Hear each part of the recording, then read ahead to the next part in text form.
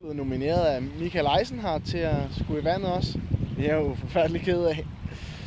Men en ting, jeg også kan gøre nu, det er jo at nominere 3 mere. Så jeg vil nominere min mor, Helle Christensen. Og så vil jeg nominere Martin Hansen. I to, hvis I gør det her inden for 48 timer. Og husk nu, det skal være rigtigt hav, I hopper i.